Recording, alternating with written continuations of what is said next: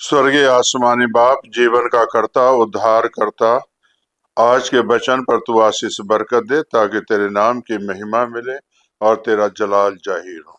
सुनने वाले भाई बहनों के ऊपर तू आशीष बरकत दे और अपनी महिमा के लिए तैयार कर, यीशु के नाम से, आमीन।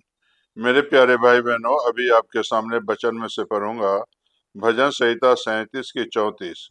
यहोवा का बाट जोता रहा और उसके मार्ग पर बना रहा, वह तुझे बढ़ाकर पृथ्वी का अधिकारी कर देगा।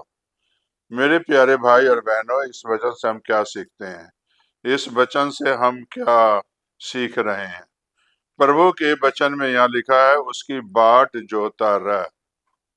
आज हमें और आपको परमेश्वर का इंतजार करने की जरूरत है और प्रभु यीशु मसीह ने अपने आमद के बारे में बताए हैं। जब स्वर्ग रोहन हो रहे थे तो प्रभु ने साफ कहा है, जिस तरह मैं जाता हूं उसी तरह फिर मैं आऊंगा, और इसलिए आऊंगा कि तुम्हें लेने के लिए आऊंगा। जो उसके लोग होंगे, जो उसकी बाट जोड़ रहे हैं इस वक्त, जो उसका इंतजार कर रहे हैं इस वक्त, वो प्रभु यीशु मसीह उसको लेने के लिए आएगा और उसका वादा सच्चा है। कई भाई बहन तो कहते हैं कि से यीशु मसीह के बारे में मैं कब से सुन रहा हूं, वो आएगा, लेकिन अभी तक आया नहीं है। लेकिन वो आएगा, लेकिन वो अपने समय से आएगा और अपने वक्त के मुताबिक आएगा, और उसका समय जब पूरा होगा तो आपको पूछ कर नहीं आएगा, बल्कि वो अचानक ही आएगा और पृथ्वी पर आएगा, और बादलों पर वो आएगा और पृथ्वी पर तो जमीन पर अपना पैर भी नहीं रखेगा। लेकिन जो उसके लोग होंगे, जो बाट जोते हैं, वो उठा लिए जाएंगे।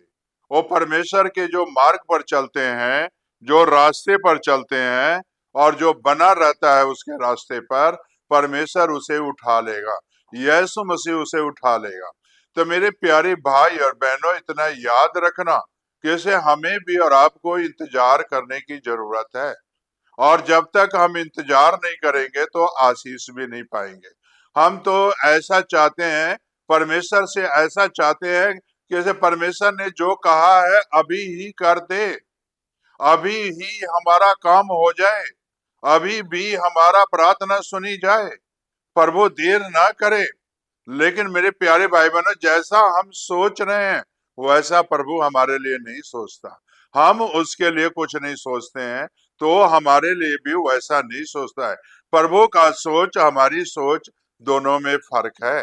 प्रभु अपने तौर तरीके से सोचता है, अपने विचार अपने तरीके से रखता है, अपना कार्य अपने तरीके से करता है।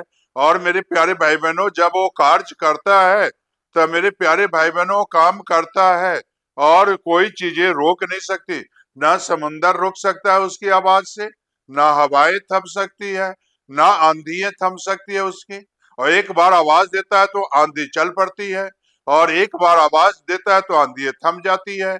एक बार आवाज देता है तो तूफानें उठती है, और एक बार आवाज देता है तो तूफानें थम जाती है। मेरे प्यारे भाई और बहनों, पृथ्वी का अधिकारी अगर होना चाहते हो तो आज हमें और आपको यहोवा का बाट जोड़ना जरूरी है।